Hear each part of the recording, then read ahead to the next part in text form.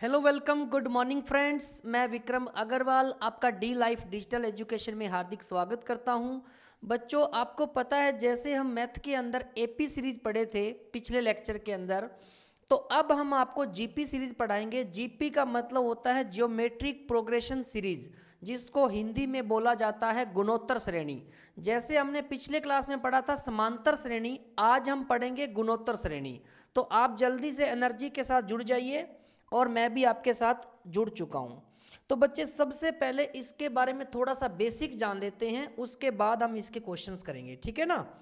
तो सबसे पहले अगर मैं आपसे पूछूं थोड़ा सा कि गुणोत्तर श्रेणी से मतलब, देखो नाम से पता चल रहा है गुणोत्तर मतलब गुणा, और ज्योमेट्रिक जो चली थी हमारी समांतर श्रेणी मतलब प्लस। तो बेटे यहां पर देखिए, गुणोत्तर श्रेणी में पढ़ रहे हैं हम। कोई श्रेणी गुणोत्तर श्रेणी तब कही जाती है जब उसका सारव अनुपात होता है बेटा कॉमन रेशियो। क्या होता है? Common ratio. तो वो क्या हो? एक समान हो, ठीक है ना। तो जैसे अगर हम बात करें 3, 6, 12, 21, 21 नहीं बेटा, यहां पर 24 आएगा, ठीक है ना। क्या आएगा यहां पर? 24। ये 21 नहीं है, बाई मिस्टेक है, 24। तो यहां पर इस तरीके से जब चलेगी सीरीज, तो उसका सारव अनुपात भी क्या आएगा? समान आएगा। सारव अनुपात को बेटा हम आर से प्रदर्शित करते हैं। किससे? आर से। ये देखिए, सारव अनुपात आर होता है, तो वो होता क्या है? दूसरा पद डिवाइड प्रथम पद। तो दूसरा पद a2 और प्रथम पद a1। तो यहां से अगर मैं 3, 6, 12, 24 जो आपको दिया गया है, अगर मैं इसका सारव अनुपात निकालूं r, तो दूसरा पद कितना है? 6 डिवाइड प्रथम पद कितना है? 3। तो 3 दूनी 6, इसका सारव अनुपात कितना आ जाएगा? 2 आ जाएगा, ठीक है ना। अब देखिए, गुणोत्तर श्रेणी के अंदर n पद मतलब nवां पद निकालना हो, जैसे 10वां पद, 12वां पद, तो कैसे निकालेंगे? तो बेटा Tn बराबर ए आर की जो पावर है वो n-1। तो a क्या है? यहाँ पर प्रथम पद है। r आपका क्या है? सारव अनुपात कॉमन रेशियो। और n आपका क्या है? पदों की संख्या। तो आर की पावर कितनी है? n-1। ये फॉर्मूला आपका यूज होना है, तो बहुत ही इंपॉर्टेंट फॉर्मूला है, इसको आप नोट कर लेना। Tn बराबर आर की पावर n-1। तो a आपको क्या होता है? प्रथम पद। r आपका कॉमन रेशियो मतलब सारव अनुपात, और n आपका क्या है? पदों की संख्या। तो गुणोत्तर श्रेणी का योग कैसे निकालोगे? तो बेटा एक बात ध्यान रखना कि एक तो आपका r आता है एक से ज्यादा, ग्रेटर देन 1, और एक होता है r लेस देन 1। तो दोनों फॉर्मूले मैंने लिखे हैं। जब आपका r लेस देन 1 होगा या ग्रेटर देन 1 होगा, तो क्या कंडीशन होगी? तो एस एन मतलब n पदों का समेशन, योग। तो a ब्रैकेट में r की पावर n-1 डिवाइड r-1। अगर r ग्रेटर देन 1, एक से बड़ा है, अगर एक से छोटा है r, तो a 1 माइनस आर की power n divide 1 minus r. तो ये भी फॉर्मूले आपके बहुत ही काम की चीज़ है बेटा, ये ध्यान रखना, ठीक है ना। इस फॉर्मूले के बिना आप क्वेश्चन को सोल्व नहीं कर पाओगे, तो इसको ध्यान रखना। अब देखिए, अगर मैं पहले क्वेश्चन की बात करता हूं, तो बेटा इसमें क्या है? हमारे पास दिया क्या क्या गया है, पहले तो वो लिख लेते हैं। हमारे पास है 3, 6,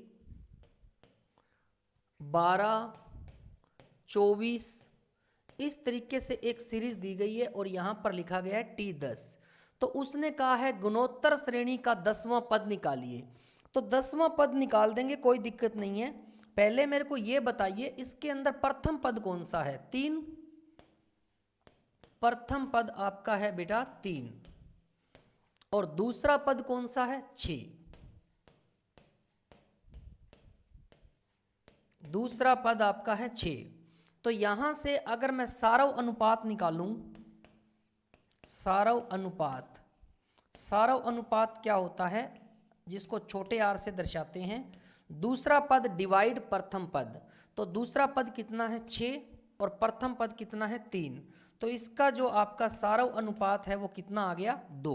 तो बेटा आर का मान आ गया है 2। अब निकालना क्या है? गुणोत्तर श्रेणी का 10वां पद।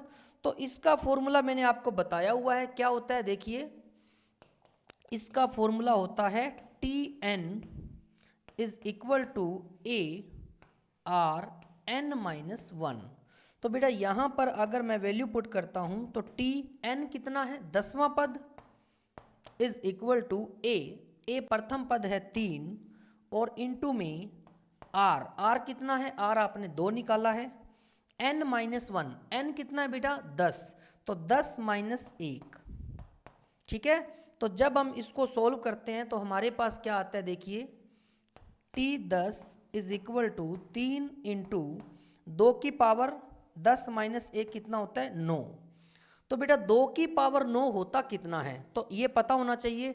2 की पावर 5 होती है 32, तो 6 होगी 64 और 7 क्या होगी 128 और 8 क्या होगी 256 और 9 क्या होगी 512। तो 512 इसका मान हो गया। 512 को 3 से गुना करिए, 3 इंटू 512, तो 500 इंटू 3 1500, 1536। तो इसको जब हम सोल्व करेंगे तो हमारे पास क्या आ जाएगा 1536। तो कौन सा आंसर होगा इसका, बी ऑप्शन। तो बेटा इसमें एक फॉर्मूला जो है बहुत ही इंपॉर्टेंट है कि Tn बराबर होता है ए आर की पावर n माइनस वन।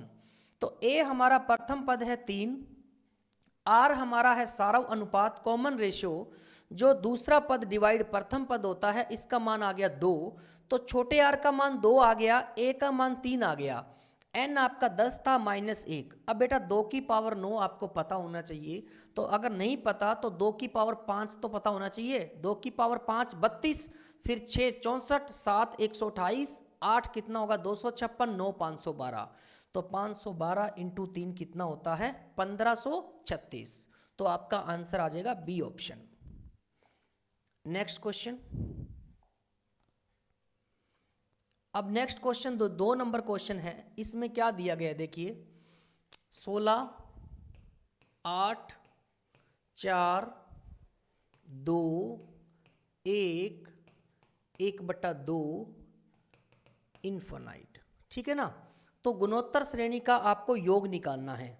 बेटा जब आपके पद आपके अनंत तक जा रहे हो तो इसका फॉर्मूला क्या होता है, बहुत ही सिंपल सा फॉर्मूला होता है। क्या होता है मैं बताता हूं आपको। जब आपको अनंत पदों का योग निकालना हो तो इसका फॉर्मूला होता है a डिवाइड 1 माइनस आर। ठीक है ना, a डिवाइड 1 माइनस आर। जब आपको अनंत पदों का योग निकालना हो, a हमारा क्या है प्रथम पद और r हमारा क्या है सारव अनुपात।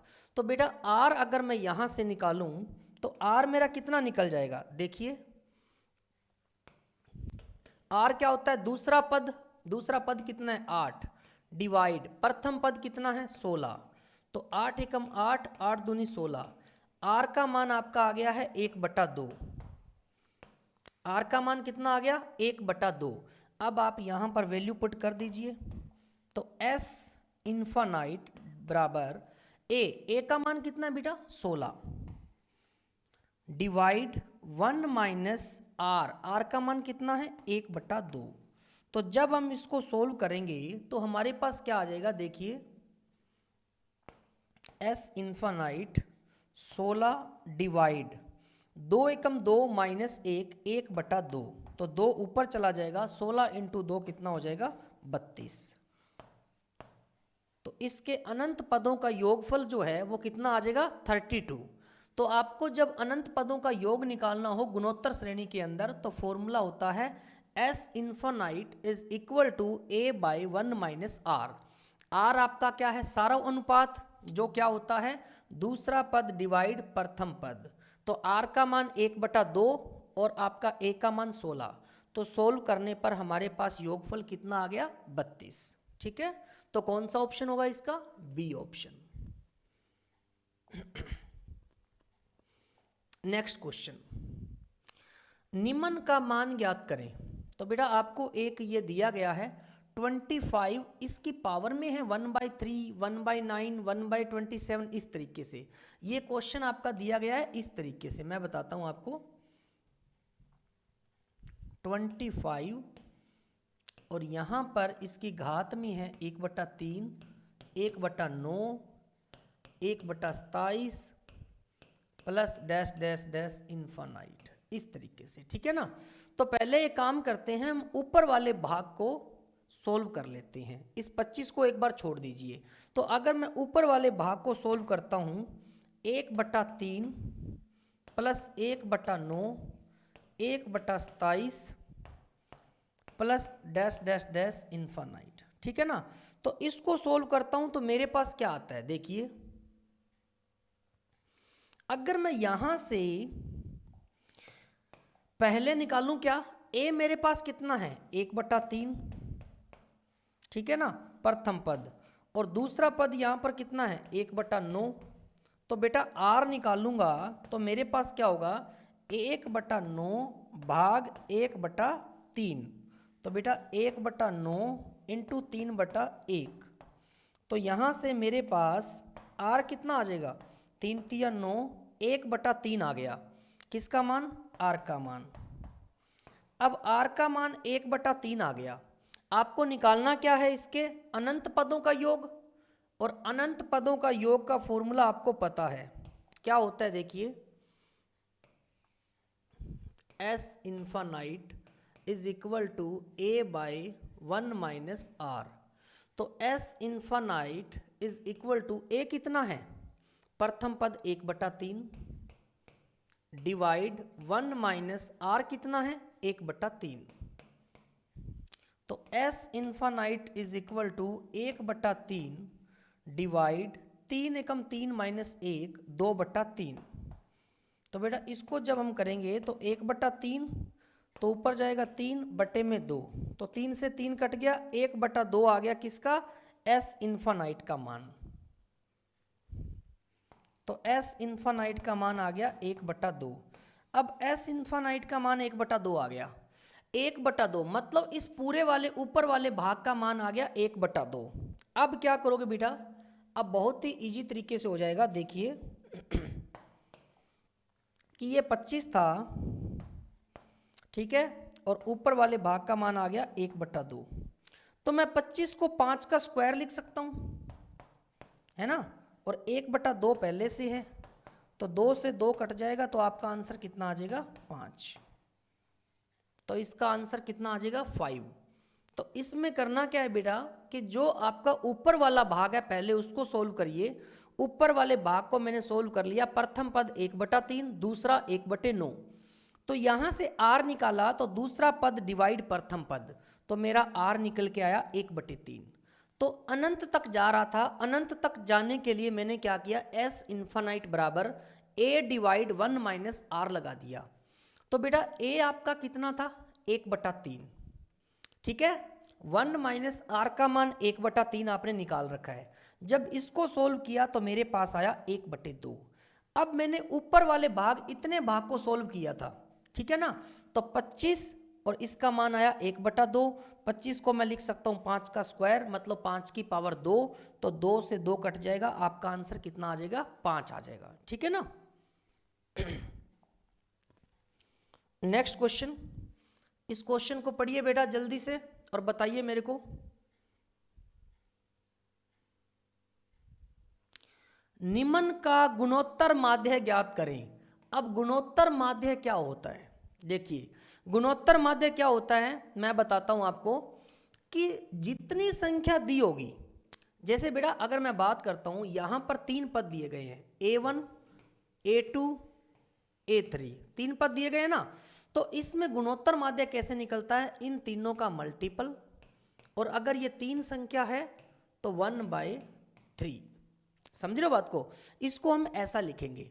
अब यहां पर हमारे पास a1 कितना है 3, तो वैल्यू पुट करेंगे, a1 आपका 3 है, a2 कितना है 9 और a3 कितना है 27। अब यहां पर देखिए 1 2 3 संख्या थी तो 1/3 आ जाएगा, ठीक है।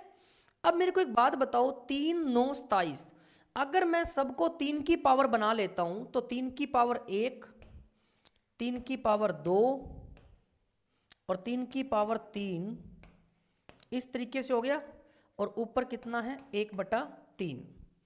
बेटा सब गुणा में है और आपका आधार समान है, तो पावर जुड़ जाती है, ठीक है। तो 3 की पावर कितनी होगी, 1 और 2 3, यहाँ पर लिखना चाहते हो तो लिख सकते हो आप कि 3 की पावर कितनी हो जाएगी। इसको मैं यहाँ पर एक स्टेप और बना देता हूँ, 1 + 2 + 3, ठीक है। और इसके पावर में ऊपर कितना है 1/3, तो इसको आप जोड़ दीजिए, कोई दिक्कत नहीं है।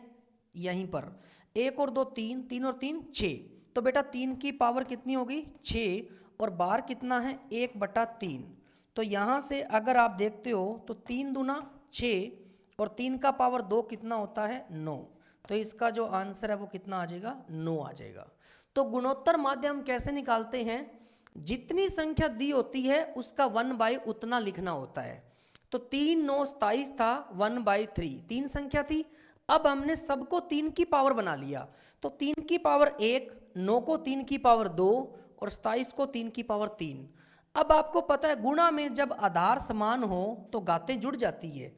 1 और 2 3, 3 और 3 6, तो 3 की पावर 6, 1/3 पहले से बाहर था, तो 3 दूना 6 और 3 की पावर 2 कितना होता है 9, तो इसका आंसर कितना आ जाएगा 9 आ जाएगा। इसको आप नोट करिए जल्दी से। हाँ जी, हो गया नोट। तो नेक्स्ट क्वेश्चन देखिए, निम्न का गुणोत्तर माध्य ज्ञात करें। जैसे मैंने अभी आपको एक क्वेश्चन कराया था, तो इसके अंदर बेटा आपके पास कितनी संख्या है, देखिए आपको जो सीरीज दी गई है वो क्या है 2 4 8 16 32, ये आपकी सीरीज दी हुई है, ठीक है ना। अब इसके अंदर देखिए बेटा सारा अनुपात हमेशा बराबर होता है, 4/2 कर लो, 8/4, 16/8, तो 2 ही आएगा, ठीक है। इसका मतलब ये कौन सी श्रेणी है, गुणोत्तर श्रेणी है। तो अब यहाँ पर गुणोत्तर माध्य जब निकाल रहे हैं हम, इसका GM निकाल रहे हैं गुणोत्तर माध्य, ठीक है ना। तो GM कैसे निकालते हैं, देखिए यहाँ पर 1 2 3 4 5 संख्या है ना, तो बेटा यहाँ पर क्या लिखोगे 2 × 4 × 8 × 16 × 32, और पावर में कितना आ जाएगा 1/5, क्योंकि कितनी संख्या है 5 संख्या है, ठीक है ना। अब हमें यहाँ पर क्या करनी है, इसकी पावर बनानी है, तो पावर बना लेते हैं GM = तो यहाँ पर बेटा 2 की पावर 1, 2 की पावर 2, 2 की पावर 3, 2 की पावर 4 और 2 की पावर 5, और ऊपर कितना है 1/5, क्योंकि 2 की पावर 1 होता है 2, और 2 की पावर 2 होता है 4, 2 की पावर 3 होता है 8, 2 की पावर 4 होता है 16, 2 की पावर 5 होता है 32, और ऊपर आ गया 1/5। अब हम क्या करेंगे देखिए, तो यहाँ पर बेटा जब आपका आधार समान है तो घात जुड़ जाती है। तो कितनी घात है, 1 + 2 3, 3 6, 4 10, 5 15, तो मैं लिख सकता हूँ कि 2 की पावर 15 और पहले से ऊपर कितना है 1/5। तो जब हम इसको काटेंगे तो 5 × 15, तो 2 की पावर 3 कितना होता है 8, तो 2 × 2 × 2 करोगे तो आपके पास क्या आ जाएगा 8 आ जाएगा। तो इसका जो आंसर है बेटा वो कितना आ जाएगा 8 आ जाएगा। तो आपका आंसर कौन सा होगा, बी ऑप्शन।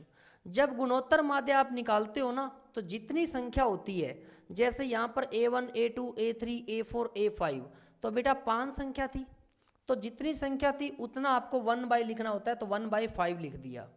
तो उसके बाद हमने देखा कि सबसे छोटा इसमें से कौन है 2, तो 2 की पावर मैंने बनाई यहाँ पर, तो यहाँ पर बेटा 2 की पावर 1 बन गया, और 4 से 2 की पावर 2 बन गई, 8 से 2 की पावर 3 बन गई, 16 से 2 की पावर 4 बन गई, और 32 से 2 की पावर 5 बन गई, और ऊपर मैंने लिख दिया 1/5। अब जब आपके पास नीचे आधार समान होता है तो पावर उसकी जुड़ जाती है। देखिए कैसे जुड़ जाती है, मैं आपको थोड़ा सा भी बताऊंगा इसके बारे में। तो बेटा 2 की पावर यहाँ पर देखिए 1 और 2 3, 3 6, 4 10, 5 15, तो 2 की पावर 15 और पहले से बार कितना था 1/5, तो 5 3 पे कट गया, 5 3 15, और 2 की पावर 3 कितना होता है 8। अब जिसको नहीं पता कि घात कैसे जुड़ जाती है, तो थोड़ा सा मैं आपको बताता हूँ, देखिए ध्यान से कि कैसे होता है ऐसा सिस्टम। अगर बेटा x की पावर m होता है और इंटू x की पावर n होता है, मतलब कहने का आधार दोनों का सेम है, तो तो इसकी घात होगी वो जुड़ जाएगी x की पावर m प्लस n। अब कई बच्चों को ये पता नहीं है कि सर ये होता कैसे है। अगर मैं एग्जांपल लेता हूँ कि 2 की पावर 3 इंटू में 2 की पावर 1। अब देखो यहाँ पर बेस सेम है तो इसको मैं क्या लिखूंगा 2 की पावर 3 प्लस 1, मतलब 2 की पावर 4 और 2 की पावर 4 कितना होता है 16। ठीक है ना, 16 आंसर आया। अब इसको वैसे भी चेक कर लो, 2 की पावर 3 8, 8 दूनी 16। तो मतलब ये आपकी जो आपको मैंने प्रॉपर्टी बताई है ये बिल्कुल सही है। ठीक है ना। दूसरी प्रॉपर्टी एक और क्या होती है देखिए, x की पावर m और बार n हो तो इसको हम क्या लिखते हैं x की पावर m इंटू एन, मतलब गुणा हो जाती है। तो बेटा इसका अगर मैं आपको एग्जाम्पल बताऊं तो क्या होगा देखिए, जैसे मैं यही एग्जाम्पल लेके चलूं 2 की पावर वाला कि 2 की पावर 2 और बाहर लिख दूं 3, तो इसको मैं क्या करूंगा 2 की पावर 2 इंटू 3, 2 इंटू 3 कितना होता है 6, और 2 की पावर 6 कितना होता है 2 की पावर 5 32, 2 की पावर 6 होता है 64। तो मेरे पास 64 आया। अब आप देखिए 2 की पावर 2 कितना होता है 4, और 4 की पावर 3 कितना होता है 4, 4 चौके 16, 16 चौके 64, तो 64 आपका आ गया। इसका मतलब आपकी ये दोनों प्रॉपर्टी जो होती है वो बिल्कुल सही है और ये दोनों प्रॉपर्टी ही यूज हो रही है। तो इसके अंदर ये प्रॉपर्टी यूज हो रही है कि जिसका आधार सेम होता है तो उसकी घातें आपस में जुड़ जाती है। तो वही मैंने आपको बताया, ये देखिए कि यहाँ पर आधार सभी का 2 था और गुणा में होना चाहिए, तो गुणा में था सब, आधार भी सेम है तो इसकी घात है वो जुड़ जाएगी। 1 और 2 3, 3 6, 4 10 और 5 15, तो 2 की पावर कितनी हुई 15। तो बेटा यही प्रॉपर्टी मैंने आपको बताई है, ये प्रॉपर्टी और ये आपकी बहुत इंपॉर्टेंट है जो आपकी मैथ में नंबर सिस्टम के अंदर भी यूज होती है। ठीक है ना। चलते हैं नेक्स्ट क्वेश्चन पे। अब बेटा ये क्वेश्चन बहुत ही अच्छा क्वेश्चन है। देखिए, एक गेंद को 500 मीटर की ऊंचाई से धरती पर फेंका जाता है। ठीक है ना, एक गेंद है उसको 500 मीटर की ऊंचाई से धरती पर फेंका जाता है। गेंद प्रत्येक बार 4/5 गुना पिछले उछाल के बराबर की तुलना में उछलती है, तो गेंद रुकने में कितनी दूरी तय करेगी। बेटा आपने एक प्रैक्टिकल चीज देखी होगी कि जब हम गेंद को ऐसे हाइट से गिराते हैं तो जब वो दूसरा उछाल लेगी तो उतना नहीं लेगी जितनी हाइट से हमने गिराया था, थोड़ा सा कम होगा, फिर उससे कम होगा, फिर उससे कम होगा, फिर वो नीचे जमीन पे निकल जाएगी ना। तो इस तरीके से इस क्वेश्चन का बेसिक है। बेटा देखिए 500 मीटर की ऊंचाई से उछाली जाती है। अगर मैं कहूं कि मैंने गेंद को ऐसे उछाल दिया और ये कितना है 500 मीटर, कितना मीटर है ये 500 मीटर। अब क्या होगा, गेंद ने उछाल लिया कितना, उसका 4/5। तो बेटा 500 का 4/5 कितना होता है आप देख लीजिए, 500 का 4/5, 100 5 500, 100 चौके 400, तो ये जो उछाल होगा वो कितना होगा 400 का। ठीक है, तो 400 का उछाल होगा तो ये 400 जो है वो नीचे जाएगा। अब जो दूसरा उछाल लेगा तो वो उसका कितना होगा 4/5, तो फिर 400 का क्या करेंगे 4/5 निकालेंगे। तो बेटा ये तो आपका कितना है, ये भी 400 ही है ना। अब 400 का 4/5 कितना होगा, तो 400 का 4/5 आप निकालोगे तो 80 5 400 और 80 चौका 320, तो ये आ गया 320। ठीक है, अब क्या होगा, ये 320 आपका वापस नीचे उछलेगा और फिर इसका कितना होगा 4/5, तो ये आपका 320 है और 320 का 4/5 निकाल लीजिए। ठीक है ना, तो 5 6 का 30, 2 0 5 चौका 20, 64 चौका कितना होता है 256, तो ये 256 होगा। अब इस तरीके से आपको आगे निकालने की जरूरत नहीं है। अब बेटा इस तरीके से आपकी गेंद निकल जाएगी। तो मैंने आपको इसमें बताया क्या है बेटा कि 500 + 400 ये पहले चक्कर का हो गया, उसके बाद दूसरे चक्कर का 400 प्लस 320, फिर 320 प्लस 256, तो मेरी क्या बन जाएगी, गुणोत्तर श्रेणी बन जाएगी। तो यहां पर देखिए अब इस क्वेश्चन को मैं कैसे करता हूं। तो मेरे पास क्या बन के आया, 500 और 400, इस तरीके से ना, 500 प्लस 400, और दूसरा क्या बना, 400 प्लस 320, ठीक है। तो इस तरीके से ये चलता जाएगा और कहां तक जाएगा, अनंत तक, इनफाइनाइट, हमें नहीं पता ना। अब क्या करना है, 500 प्लस 400 कितना होता है, 900, और 400 प्लस 320 720, और ये कहां तक जा रहा है, इनफाइनाइट तक। तो मेरा प्रथम पद कितना हो गया, 900, और दूसरा पद कितना हो गया, 720। तो बेटा एक बात बताइए मेरे को, मैं यहां से R निकालूं सारव अनुपात, तो कितना होगा, दूसरा पद डिवाइड प्रथम पद, 720 बटा 900। तो यहां से इसको अगर मैं काटता हूं तो 1 0 से 1 0 होगी, 18 चौके 72, 18 पंजे 90। R का मान आ गया 4/5, R का मान कितना आ गया, 4/5। अब हमें क्या निकालना है, क्या निकालना है, गेंद रुकने में कितनी दूरी तय करेगी। तो बेटा S infinite is equal to A divide 1 minus R, तो इसका फॉर्मूला होता है। अब हम इसके अंदर वैल्यू पुट करें तो कितनी आएगी, देखिए A कितना है, 900 डिवाइड 1 माइनस R कितना निकाला हमने, 4/5। तो इसको सोल्व करो जल्दी से और आंसर बताओ कितना आएगा।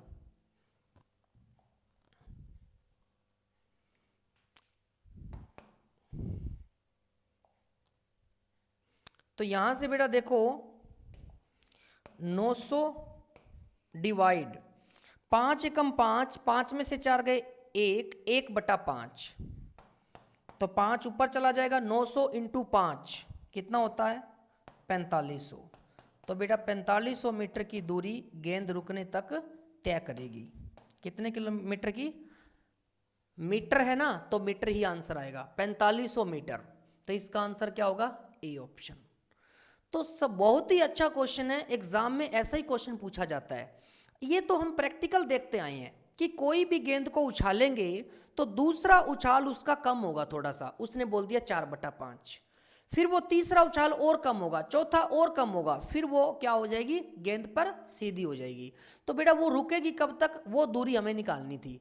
तो मैंने क्या किया, 500 मीटर की ऊंचाई से उछाला, उसका 4/5 होता है 400, फिर 400 का 4/5 कितना होता है, 320। इस तरीके से मैंने इसकी सीरीज बनाई। सीरीज बनाने के बाद R निकाल लिया। R क्या होता है, सारव अनुपात, दूसरा पद डिवाइड प्रथम पद। तो यहां से R निकला 4/5। अब बेटा आपको क्या पता तो नहीं है ना कहां पर जाके रुकेगी, तो S इनफाइनाइट का फॉर्मूला होता है A डिवाइड 1 माइनस R। तो A आपका प्रथम पद है जो 900 है, देखिए 900, और डिवाइड 1 माइनस R हमने निकाला 4/5। तो 900 बटा 5 एकम 5 माइनस 4, 1/5, 5 ऊपर जाएगा तो 900 इंटू 5 कितना हो जाएगा, 4500 मीटर।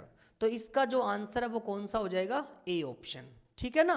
तो इस तरीके से इस क्वेश्चन को करना है। तो बच्चों इस प्रकार हमने जीपी का जो फर्स्ट पार्ट किया है, इसमें आपको बेटा क्वेश्चन एक पेपर में जरूर मिलेगा, चाहे वो गुणोत्तर माध्य का हो, चाहे वो जीपी का कोई पद निकालने वाला हो, चाहे वो गेंद निकालने वाला हो कि कितनी दूरी तय की है, ठीक है ना। तो बच्चों ज़्यादा से ज़्यादा लाइक और सब्सक्राइब जरूर कीजिए, और YouTube चैनल पर dlife.fun पर जाकर आप डेमो के तौर पर वीडियो देख सकते हो। अपने फ्रेंड्स रिलेटिव में जितने भी फ्रेंड्स आपके उनको बता दीजिए, ठीक है ना। और ज़्यादा से ज़्यादा इसको आप विजिट देख कर सकते हो www.dlife.fun पर, वहाँ से आपको इन्फॉर्मेशन बहुत सारी मिल जाएगी। तो बच्चों बहुत ही जल्द मैं आपको इसका नेक्स्ट पार्ट करवाऊंगा और आपके साथ मैं जुड़ूंगा। तो अब मैं आपसे विदा लेना चाहूँगा। ओके बच्चों, थैंक यू, बाय बाय।